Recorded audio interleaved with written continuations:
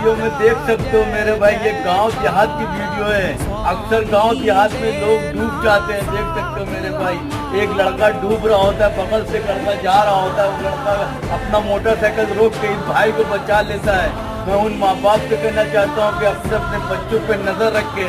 जब बच्चे के ऊपर कोई हादसा हो जाता है तो माँ बाप रोने लगता है कि मेरे बच्चे को क्या हो गया, मेरे बच्चे को क्या हो गया।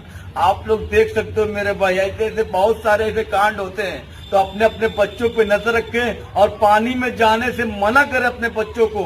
और इस वीडियो को इतना शेयर करें, इतना शेयर करें, इतना शेयर करें, इतना शेयर करें, इतना शेयर करें, इतना शेयर करें, इतना शेयर करें, इतना शेयर करें, इतना शेयर करें, इतना शेयर करें, इतना शेयर करें, पूरी दुनिया में फैला दें।